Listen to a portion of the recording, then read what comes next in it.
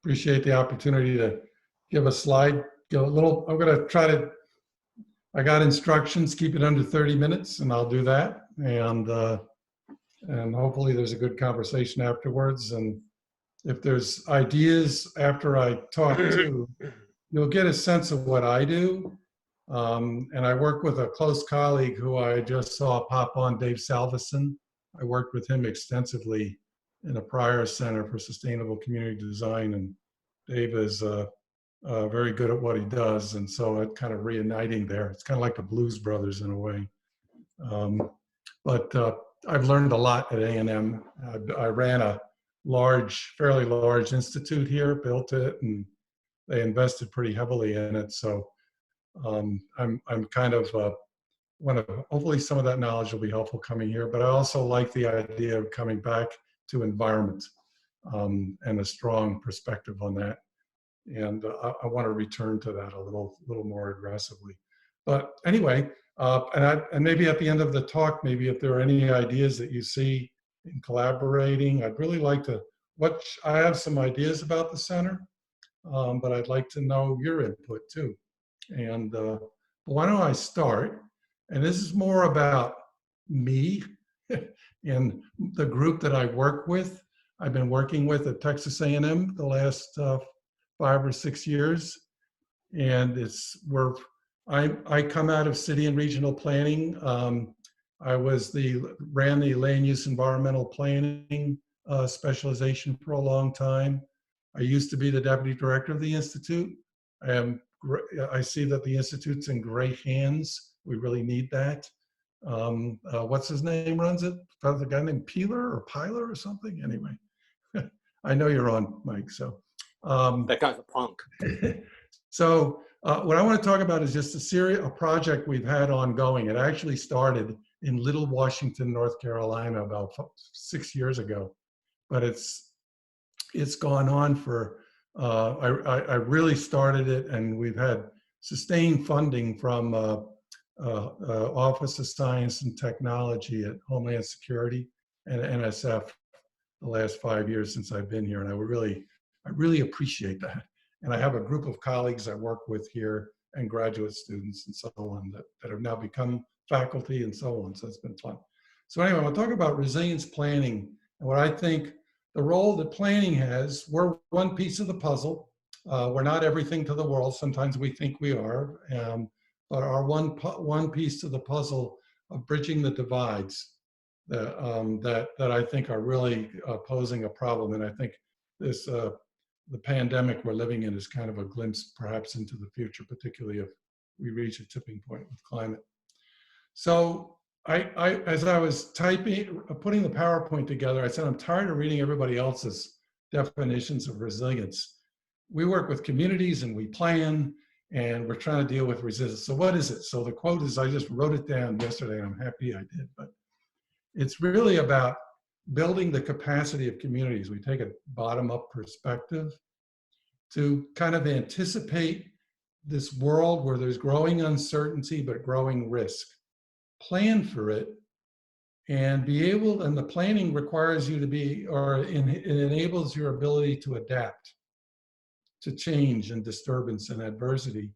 And it helps you transform into a place that, like on the diagram on the right here, bounce back better, kind of the reaction to adversity. And that adversity can come from an ongoing stressor like sea level rise, or a shock like a hurricane, or hey Phil, something. We can't see your, are you sharing? You need to share your screen so we can see your slides. I screwed up already. Okay, sorry.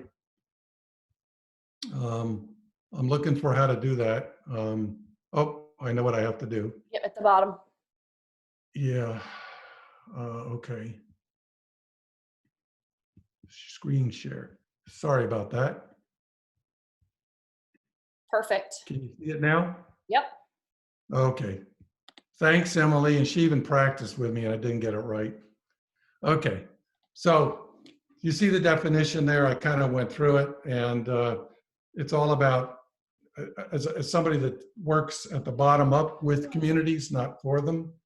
And even in the research that we do, and it's about capacity building. And so building resilience is building the ability to adapt and adjust in an uncertain in a world that's growing in risk, rather than taking an ad hoc and letting whatever's going to happen, then you just ad hoc and kind of just struggle your way through with it. But we try to do something very different. So I think, let me just characterize 4 great divides, and that I think that when I think things through. One is, I think we seem to be, we're knowing more. We're doing a better job at projecting the future in all kinds of realms, with modeling and so on. We're also can map better than we used to. Where are the hazards? Where are the exposures? What are the vulnerabilities? What are the fragilities of the built environment? But we're losing more. And why is it we keep allowing communities and development and people to keep occupying dangerous locations? And I just think about Eastern North Carolina as an example, particularly on the inner and the outer banks. And we're also reaching this new normal. That's a second big divide, is where human activity is increasingly having a significant,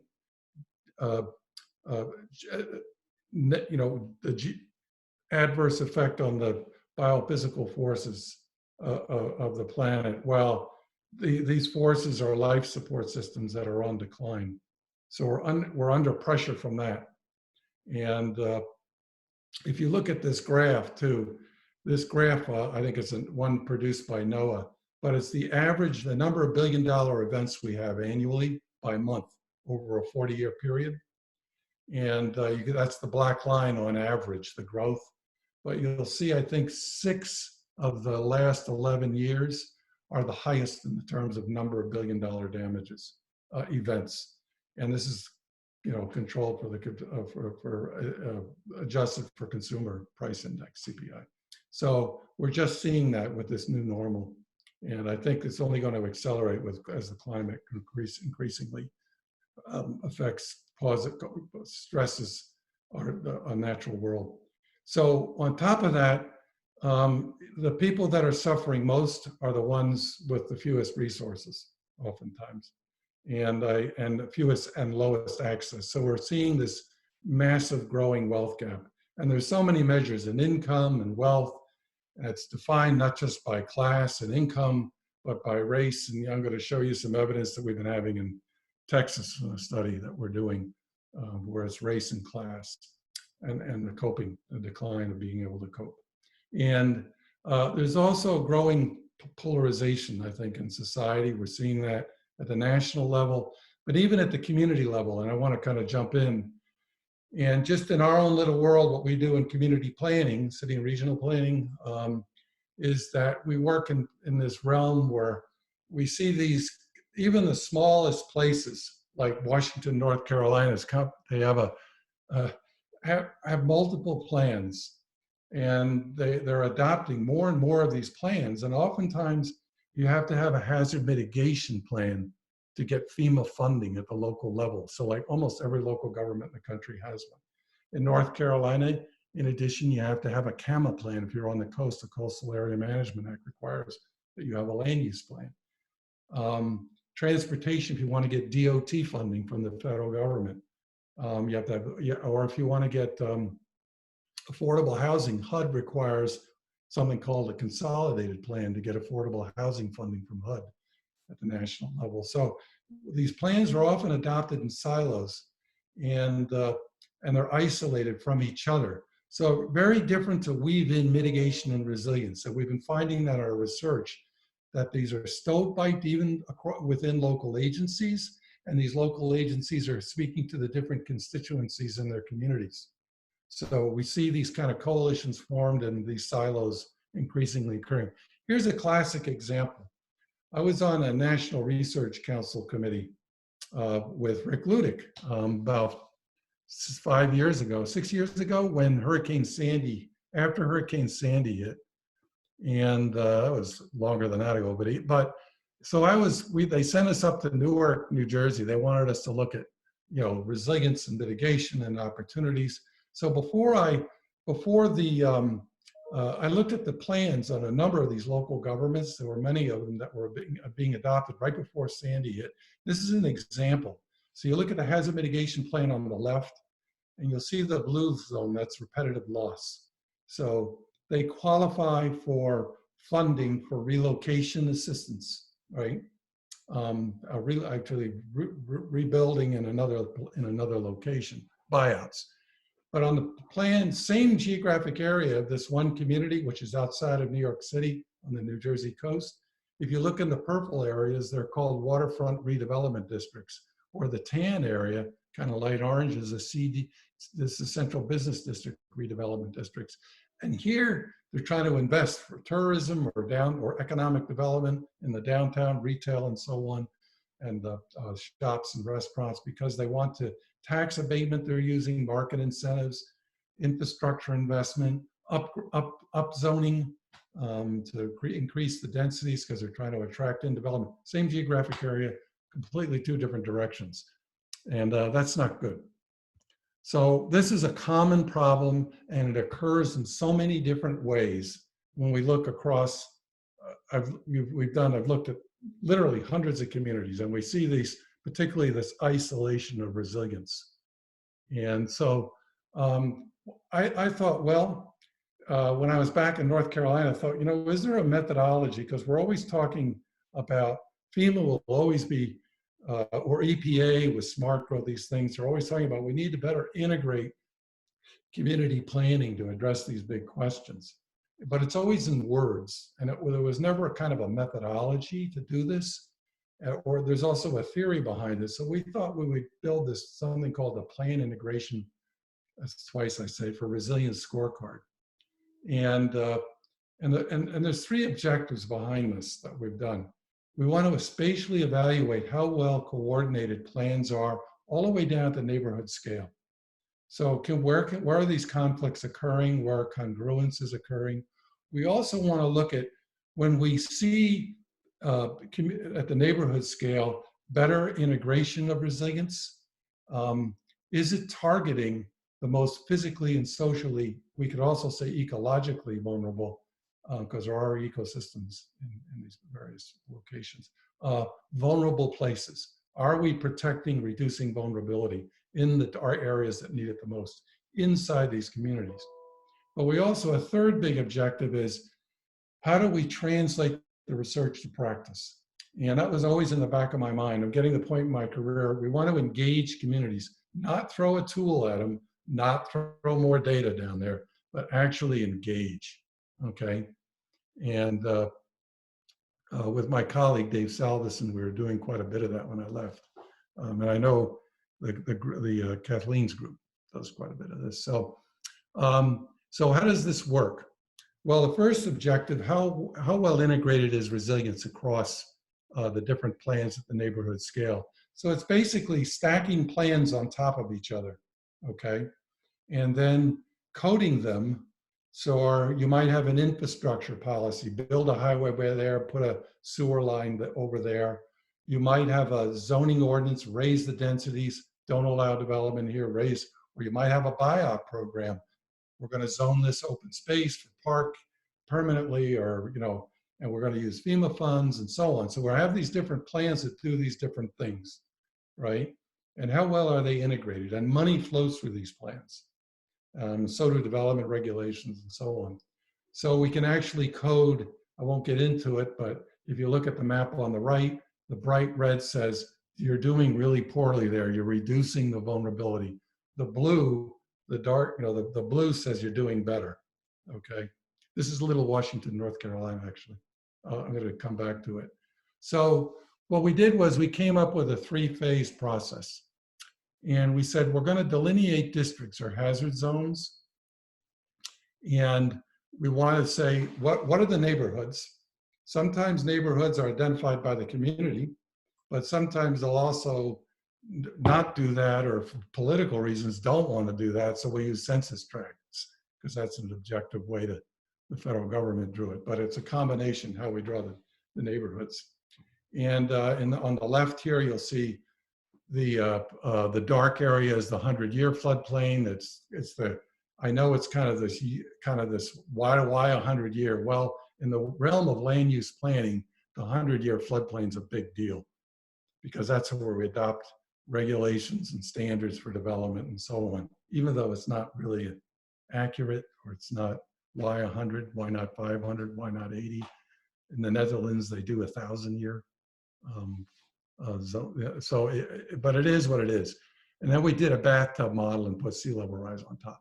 And that's the hash mark on the left. The second step is we'll do vulnerability assessment. And that could be physical vulnerability. It could be ecological vulnerability if you have wetlands down there, or what have you, estuarine prairie here that's valuable here in Texas. It could also be social vulnerability. In this case, physical vulnerability is highest, and we measure it by just simply the median per investment based on the tax assessor's property value, improved property, okay, on top of the land. And you can pull that off on tax assessor rolls.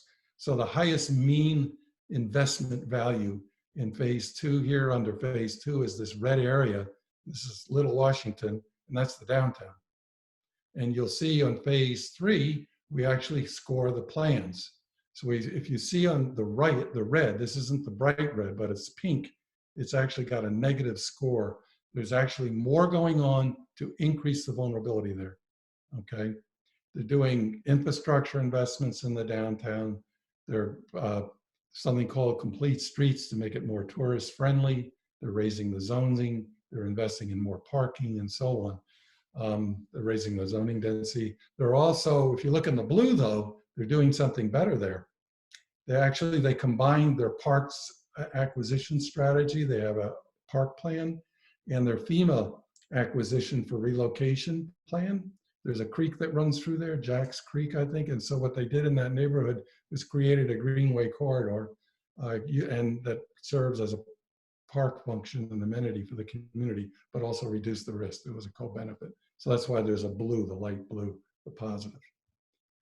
So anyway, this whole approach we've been doing, this little 3-step, the last 6 years has kind of taken off through a variety of, this is a combined, we have several research sites, and we also have several sites where we've actually engaged pilot communities.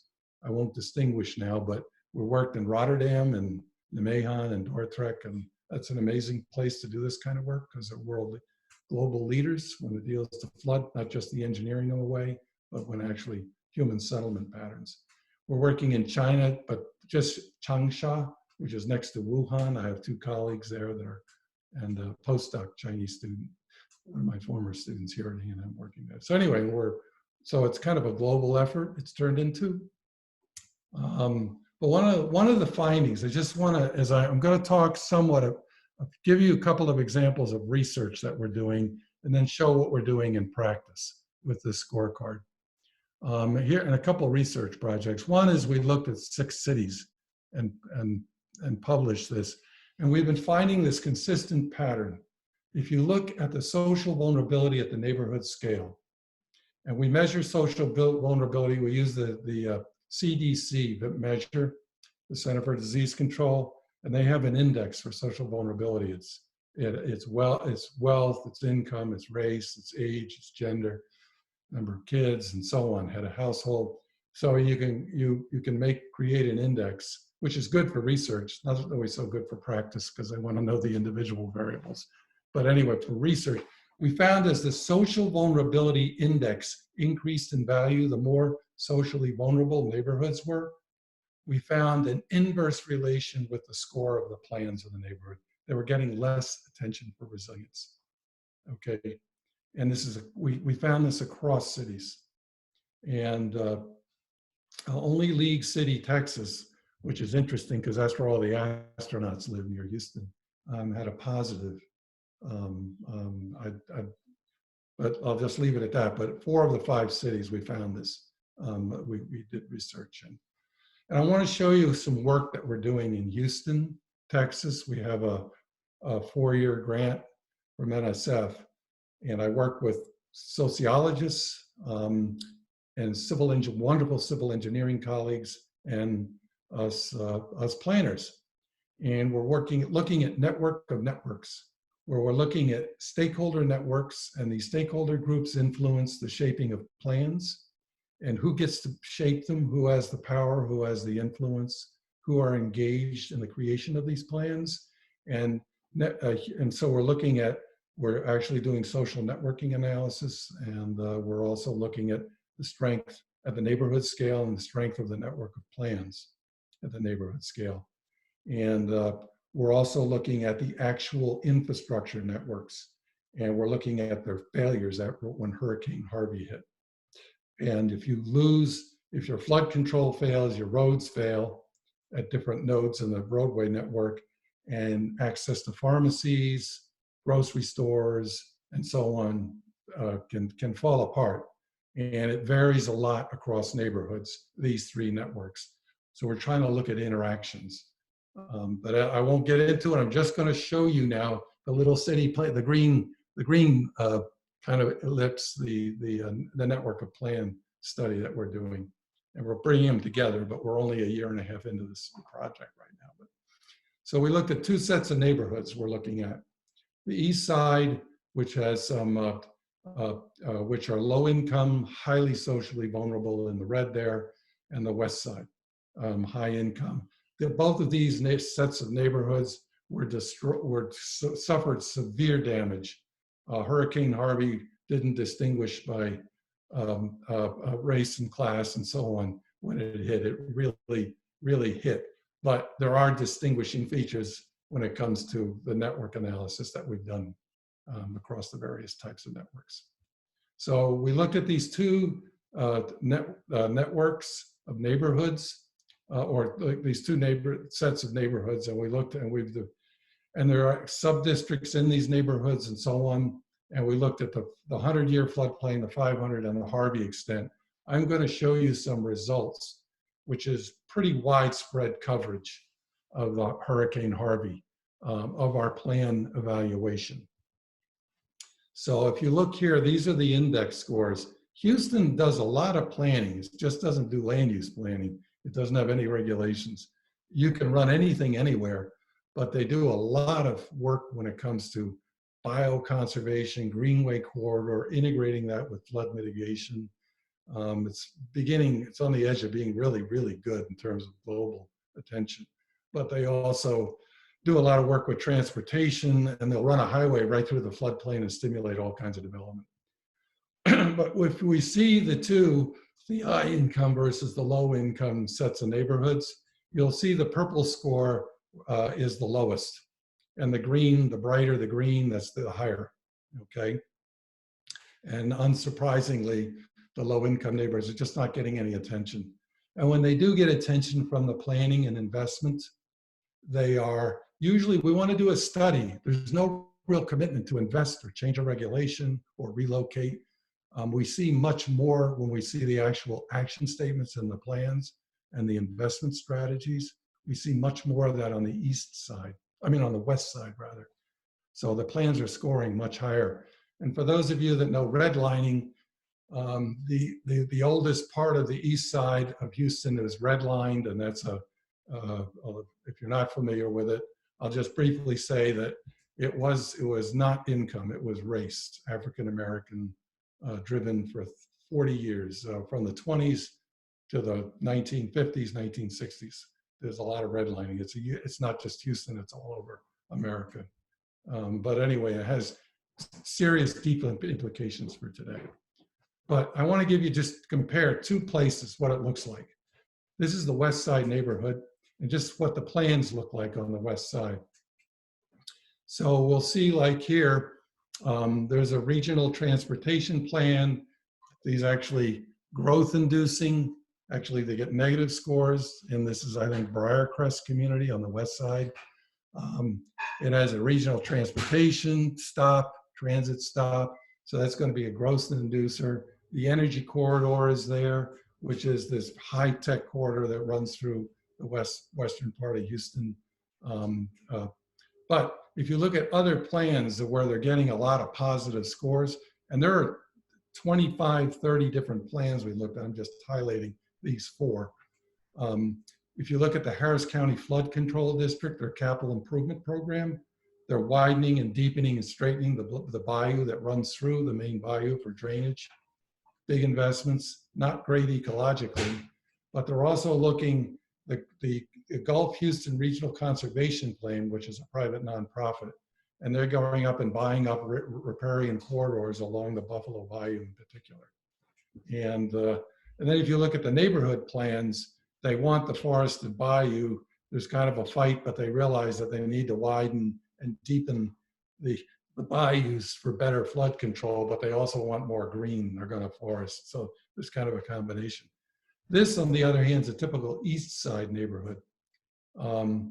This is same 4 plans. Look at the transportation plan. There's no negative, there's no positive. They're just running a highway along the neighborhood. And if anything, it's elevated and it'll cause more air pollution, but there's no stops, but if you look at the Harris County Flood Control Plan, no projects. And this neighborhood floods constantly. These are some pictures from Harvey. If you look at the Gulf Houston Regional Conservation Plan, no attention. Yet they have drainage areas and the bayou runs right along the neighborhood. And there's no neighborhood plan at all. So they get lows. And this repeats itself over and over and over. We see this kind of pattern. So the question is, what is it about neighborhood networks and vertical ties to the actual regional and citywide planning and so on? So, and I'm going to talk about, we are working with not community-based organizations in the East Side, but I'll talk about that in a moment. So those are kind of some angles on the research that we're doing. I just want to give a couple of examples on the actual translating the research to practice. So my colleagues and I here at Texas A&M, we have a strong extension program, kind of like NC State, that does community engagement, a lot of it. So we said, okay, we want to write a local government guidebook on how to go through these 3-step process and improve planning. And, but also improve just infrastructure and conservation and so on, better integrate how we're going to look at it to create more resilient places. So we provide technical tasks. We train, we'll go into a community and do some training. We'll do help doing some vulnerability assessments to get the best available science in there. Where are the hazards? What's the vulnerability of the different kinds of types of vulnerability we're looking at? What's the level? We'll advise on if there are policy conflicts and gaps. We'll offer them some ideas how other communities have dealt with it. But importantly, we won't go in and we just won't train. We also say if you want to partner with us, if you want this kind of information, you have to do the analysis. You have to get trained, the community itself. We ask if you have staff time, if you're the local government, that you contribute. If you have data, you need to provide that. And you have to self-evaluate the plans that you have in place. You also have to agree you're going to put legs to this. You're going to seek public input, and we'll help you with drafting any revisions, okay, to your plans, to your ordinances, to your capital improvement programs, and so on. So the first place we worked in, we actually worked in a pilot community, Norfolk, Virginia. It's a Rockefeller resilient city. Was selected as RC 100, one of the 100 global cities. And they actually had a couple $1 million investment to do planning, to do implementation, to hire a resilience coordinator. It's not just experiences, coastal shocks, storm events, and so on, hurricanes, massive flooding, but also it has a huge sea level rise. I guess they call it king tide up there. It's blue sky flooding. And so you can see they self-evaluated their plans. It's a city of about 250,000, so they had GIS capacity and so on. But I just want you to kind of think about, remember the Chesterfield and Granby neighborhoods. They got the lowest scores, and they were very high in social vulnerability. So that's their own evaluating. And just to quickly, I know it's a boring chart, but I got ideas from the Center for Disease Control too, about logic models. And this is just sort of we view when we're done with this process of looking at planning and scoring them, that it just doesn't change the plans or actually change. Ultimately, we want outcomes, reduced vulnerability, but you also have to look at, there's a social and behavioral part of planning that's very important that we teach our students. It's engaging, it's collaborating, and in this case, Norfolk we've got lots of quotes. We did an after action report of how they're communicating much better across agencies. They have a core team of people we trained, agency leads in the city. They ran public hearing. They also educated local officials. They created a new database from the plan evaluation. And what they've done is they've amended their planning, their comprehensive plan. They never, when they did their comprehensive plan about 4 years ago, and their Vision 2100, they never read the mitigation plan that the Emergency Management Office had. Never even looked at it. Didn't even know it was there. And so, and also the comprehensive plan lacked that kind of information. It also, the Rockefeller resilience effort and the investment created a Vision 2100, they called it, but they never integrated into the comprehensive plan. And it never was woven in across the plans. So we feel like we improved coordination this whole process. And also it led to a variety of changes in standards and investments. One was they have a location standard now. No more, they're not going to put roads and sewer lines in certain places. Amended the zoning ordinance, downzoned in certain areas. But they also went out and used the data and that we had created with them in collaboration, and got a grant for the Ohio Creek watershed, which is now the major park under construction there. And there's a strong environmental justice component. That's what drove it. But anyway, if you look at what they're trying to do, this requires coordination, what they're trying to do. It goes beyond just a one kind of, if you're going to do relocation and buyouts, the yellow area, that's what they're trying to do. They want to retreat, but you just can't say, I want to buy out this property and have that person move. It has to coordinating with infrastructure. You don't want to expand infrastructure in those locations. It requires changes in zoning. It requires just a lot of, and your infrastructure investments. So that's the yellow area, the retreat strategy the city has. If you look at the red areas, they're going to build. They're high risk, but they're going to build a big structural, major investments in structural protection, because that's their downtown, and they also have a big seaport. It's the biggest naval base in the world. In the green areas, they're going to encourage, they're low risk to flooding. They want to increase the densities, mix the uses, make walkable neighborhoods, and they want to do it transformational. They want to accommodate they want to create spaces for people that can live in these green areas. There are issues with this. It's not as clean. There's gentrification issues and all this, but I don't have time to talk about it right now, but these are important. It's not as clean as it all looks on the map, and it never is. But I do want to talk about the Resilience Park. If you remember Chesterfield and Granby neighborhoods, Granby, when I talked about that map, and they had very low scores in terms of advancing resilience in the two neighborhoods. These are the very poor African-American neighborhoods that have a deep historic and are important to the culture of the city. They've been there, they go way, way back, many, many generations.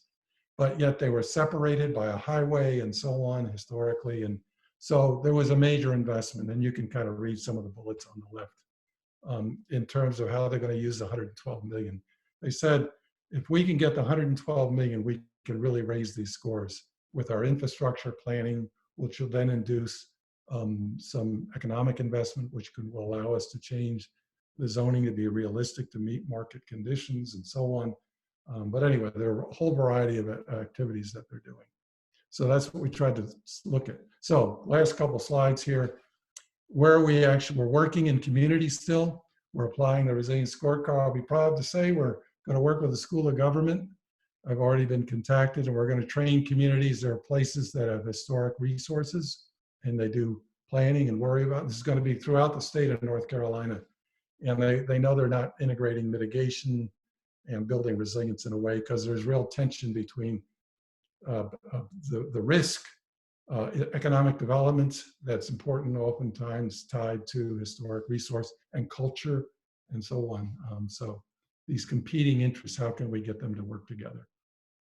We're also working in the low-income neighborhoods on the east side of Houston currently, and we work with a group called Charity Productions. It's actually a long-term civil rights organization. Charles X. White runs it, and we don't do anything unless we have the trust, and we have, in terms of working with that group, to go into the neighborhoods and work with folks. So, and it's a long-term commitment. And also the other pilot communities that we worked in, Norfolk, Nashua, and Rockport, Texas. So basically, the bottom line is the lessons learned with engagement. We try to equip people with knowledge, not just data, not better maps, not better tools. That's all good, not better. No, that's important. You need good projections. You need good mapping and so on. You need better science, always, always, always, of course. But we need to be able to co-produce solutions too, strategies, actions that actually have legs to give the knowledge legs. And we try to leverage community champions when we go in. And my colleague here, Jamie Masterson, in Extension, we do training.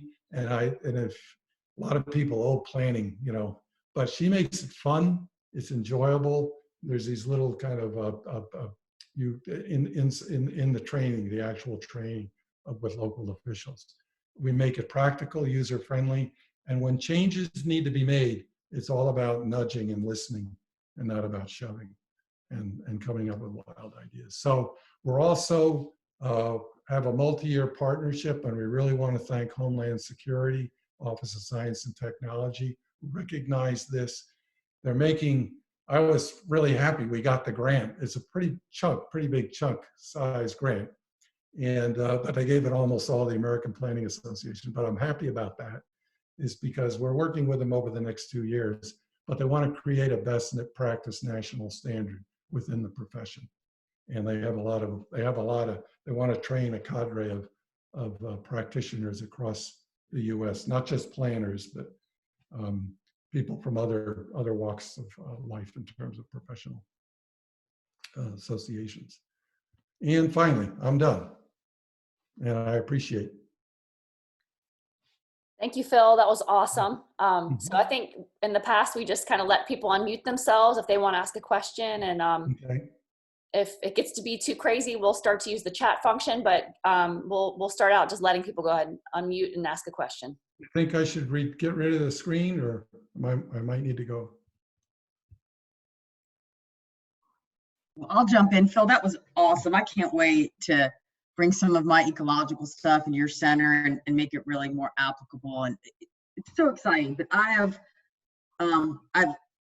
10 questions, but I'm just going to ask you one. Mm-hmm. So Norfolk, I've done some work in Norfolk at the Naval Base, and that Norfolk is a city under extreme sea level rise pressures, right? So I'm delighted, but not surprised that they took advantage of the opportunity that you were presenting them. But how do you get to cities before that? How do you get to cities where it is not every day they see the effects of just daylight flooding, right? Where it really isn't so apparent, but it's coming, right? In this 100-year planning time frame, but it's not in their face. How do you get to cities before it's so dire? I think that's hard, and there are not a lot of good examples. Norfolk is a shining star out there. I think they're one of the leading in the U.S. And this is not a tree-hugging, Birkenstock, hatchback driving. They're a shining star for the Department of Defense also in their response. Yeah. And I think that their future is threatened, and they're really, they see it. So they use the word climate change a lot there. And I think it's just woven into the politics. So that's a huge advantage. Other places, we tend to work we kind of leverage ourselves in some ways, like in Rockport, Texas. It's a low capacity community, a large Latinx population. It's low income, and it was flattened by Hurricane Harvey. And they're overwhelmed in the event. And they wanted to do, and you have to have, FEMA wants you to have a plan, HUD wants you to have a plan, they get all these different, so, but if they allow you to create a comprehensive plan where you're addressing all together these different kind of demands to what's the vision of my future and how am I going to make it happen. So we worked with them. And normally they wouldn't call for us. So we kind of took the disaster event like a Harvey and turned it in, made lemonade out of lemon. Oh, sure. And but we feel like it's one step at a time. And we engage the communities. Nashua, New Hampshire, went out to the National League of Cities, wrote a proposal to them, got it funded, and then contacted us. They didn't even come. We read the guidebook, the local government, so we want to use it, right? And we went, oh. And they said, can you help us? We didn't even know they did it. So Nice. go ahead and do it. And so that's how we got on with Nashua. And yeah, so there's plenty. And then the School of Government and the folks over in the State Historic Resource Preservation Office in North Carolina approached us and said, would you train local governments throughout the state? So we have to be a little bit better communicating up front, right? Some of the dangers and risks in order for them to sort of adopt these. I mean, it's an amazing framework that you have. So anyway, it was great. Bill, a couple of thoughts. One is that. Then David. Sorry? Then Nisha, then David. Yeah. Okay, Pete, go. Oh, okay. So two questions. One is, this sounds a lot like a need for a NEPA process at the local level. That whole process, the National Environmental Policy Act, environmental impact statements, was about coordinating all these different siloed plans and things like that. I wonder if you'd have any thoughts about that. And the other question is, is there any this kind of thought going on in areas that are threatened in other ways than the coast? I'm thinking of the upper Missouri River Basin, where they've had such huge flooding, but very different kind of situation with farmers rather than, inner city poor people and things like that. Well, your first question is one of the reasons why I'm back on the Institute for the Environment.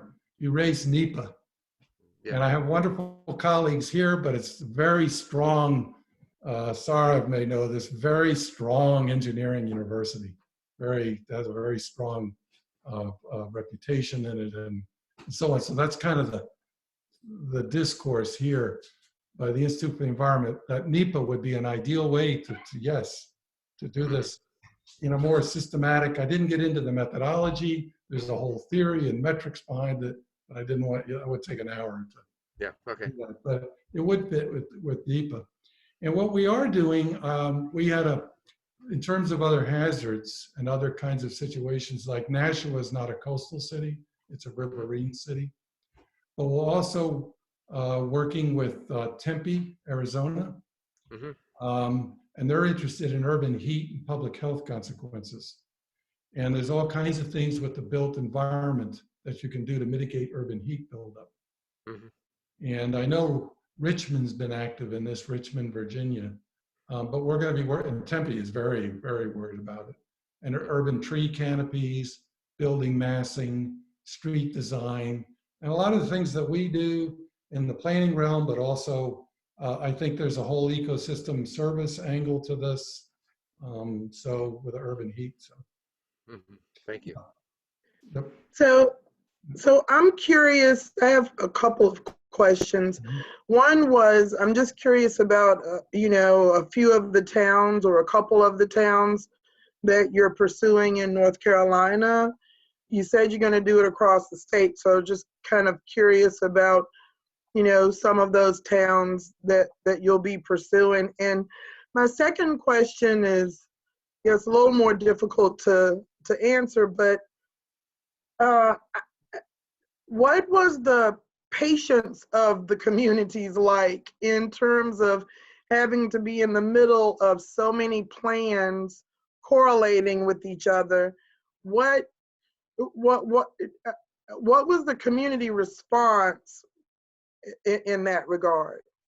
Well, one is, I think, I was surprised. I thought it would be kind of we're getting into the machinations of local bureaucracies. And I thought, oh, they don't want to deal with it. But actually, when we explain it and when we're in front of local officials, we always get a really strong response, because internally, I think, we're speaking initially to community local government people. There's this initial, man, that makes sense, because we're working against, we know we're duplicating, we know we're not doing the best, the limited assets that we have, particularly the low capacity communities, can we be able to pull these together and do, but it just, and I think we'll produce a map, right? With working with the communities, co-produce it, showing the colors and so on. This area, the neighborhood's doing well, this one isn't. But we've been finding that just as important as the map is the conversation it generates across. And it also, it's great if we can bring in the private nonprofits, because they make investments, they have their own plans, whether it's housing or environment. And so it's this conversation to be able to say, well, what are the co-benefits? Why are we conflicting? And it creates, it's that softer effect of planning and strategy building. There's a hard impact. Did you move the building, or did you protect that estuary forever? But there's a soft impact that's just, I think, is powerful. And so we're trying to do these kind of after action reports. And we're doing that now with the pilot communities we worked in. So I guess in terms of the towns, I don't know. I just got, would you do this, from the historic? And I hope the historic preservation folks, it hasn't been, but I view it as not just buildings and battlefields. There are places, and neighborhoods and so on that are very important. And I have a colleague here who's geopositioned 600 freedom colonies in Texas. And we're working with her because a lot of these are threatened by disasters in her. And I know there are dozens, and I counted 6 around Chapel Hill. Freedom colonies, the old ones. It was a whole discussion behind that. The old, after Emancipation Proclamation, African American folks, okay, they were freed, but outside of the jurisdictions, many of the colonies on Piney Mountain Road, where I live in Chapel Hill, there's one. So anyway, that's a whole conversation. So it's what kinds of places do we want to preserve, and as treated as a historic resource, critical, sensitive wetlands. I see the work that Susan's doing, Cohen, with ecosystem rehabilitation, restoration, with the beaches and shorelines, and there's connections with that. So, yep. Thank you. Dave? David had a McNellis. He had a, okay. Any other questions? Hey, Phil, this is Sarav. Thanks for the great talk, and welcome back to IE. Good to see you, and good to see you back leading the center. One question that I want to ask you, and this is somewhat timely given the pandemic we are in. Some of the analysis that are coming out now, and there was analysis that was put out by New York Times almost 2 months ago, early April, I think, with data from the New York City Department of Health, showed how even coronavirus was rather selective in terms of where we had a lot of positive cases, specifically in the city. They showed the areas with the most hits, where people tested the most positive, were areas with very low median incomes. And additionally, they also showed that a lot of the zip codes where they had low positive cases were people with very high incomes on the other hand, right? So I'm trying to think based upon your research to see if there's anything you're seeing from your read of what is going on, to see what is the role of resilience in such sort of pandemic situations. There is, and there's a huge amount of, particularly among in the communities I deal with, a lot of linkage to COVID, and what if we have a hurricane or a flood or a major heat wave, and I think that nobody's quite sure what to do yet. We're going to start a project with the National Academy of Sciences. They have this Resilient America program, actually outside of Houston. We're going to weave in COVID on this. And so we're trying to collect the data on the Houston region right now, and then combine this with the hazards and the planning and so on. So it's all new. But one of the things I can say is, we kind of say, well, it's crowding that's causing. I don't think it's crowding. I think COVID, like the floods, kind of flush out the pre-existing conditions of society and communities, and who's getting affected and who isn't. And I think that one bridging a deep threat that we have is this growing disparity. I think we can't ignore it in things that we do, and just can't anymore, because the gap is wider now than it's been in over a century, the data show. And we have to adjust that. And also, I think it's not just crowding, it's how good or how well prepared and how good is our planning. In some societies, like Taiwan had 7 deaths in a country of 25 million people. I saw that this morning on CNN, so I'm quoting CNN. But they said they've been planning for a pandemic for 17 years. Yeah. The health officer from Taiwan. So, it's yes, it is density to a certain degree, but it's the strategies you have in place. It's how ready you are, and it's the pre-existing conditions get exacerbated. Okay. Thank you. I have one more question, but I have to pick it up later. I'm going to start teaching a class in 5 minutes. And that question relates to your work in Houston, specifically the sort of analysis you showed with the 2040 transportation plan. I have a project starting in Houston shortly, and we can possibly touch base, and then air quality, right? Air quality, yeah. And again, they're looking at environmental justice there and what's going on. There's quite a bit of local scale work that's being looked into, and we can perhaps chat later. Will do. Thank you, Phil. Yep. Hi, Phil. This is Dana. Haven't seen you in many years in person. Yes. Hi, Dana. Welcome back.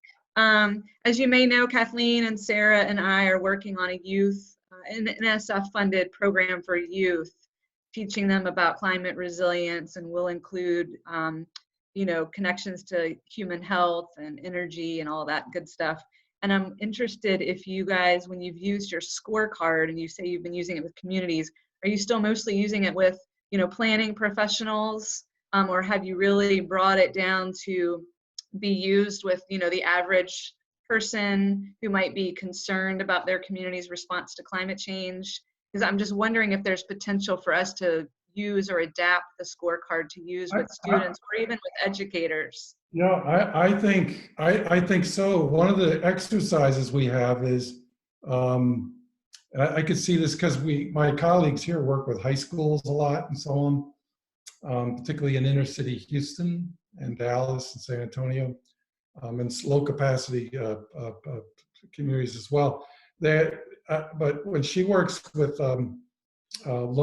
local officials in the training in Nashua, we had residents come out that were on different committees. They tend to be the more active people, so we're worried about who's coming and who isn't. But these are the residents, and they're on different community organizations and neighborhood planning or whatever. So they're interested, and we ask them we'll give them a little 45-minute kind of exercise. We break them up into teams around a round table and Okay. ask them to kind of evaluate the plans, kind of tabletop, come up with scores, and then what would they do to fix the conflicts, or if they see some co-benefits if they were to across the different neighborhoods. And they really know their neighborhoods, so the conversation. So it's kind of, kids could do it. Yeah, I would think not elementary, but yeah, we would be working with high school students. Yeah. So I think what I'd love to do maybe is set another time for us to meet with you and talk about how we could incorporate that into our program, and also incorporate potentially some of your students to serve as, positive role models for these youth, to show them about some of the things that they're Yes. working on. yes, So yes. great, thanks. Okay, will do.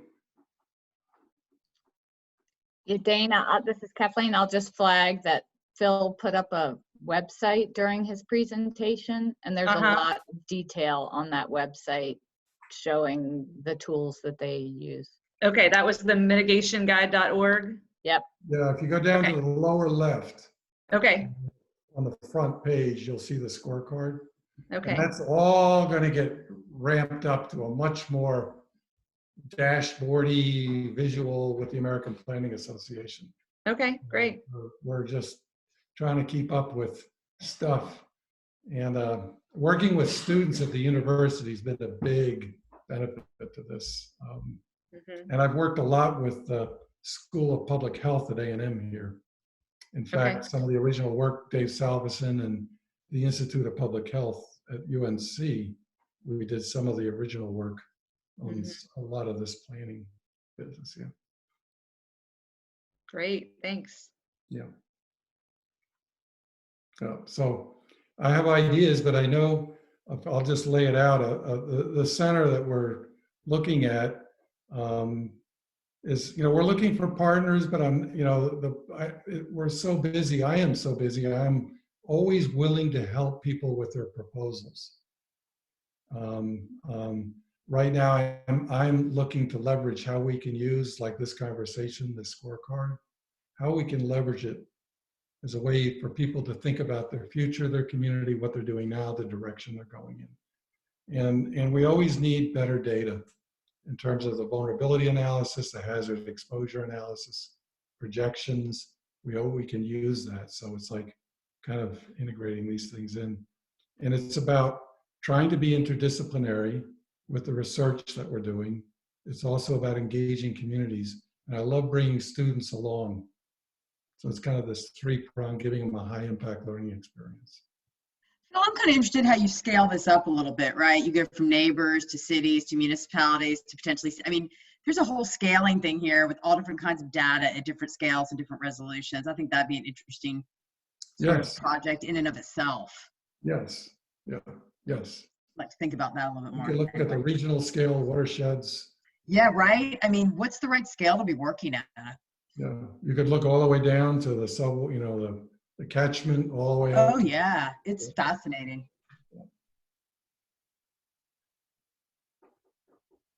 I wonder if there'd be a potential to, involve some of the senior capstone students that we've got in a number of the programs. I know public policy is always looking for real-time client relationships. They've got a very good manager of their capstone program, young teaching faculty member. And we actually, I remember you showed Little Washington. We did a project for Little Washington a few years ago when I was, team teaching the capstone course. And I can put you in touch with the folks who run that. Yeah.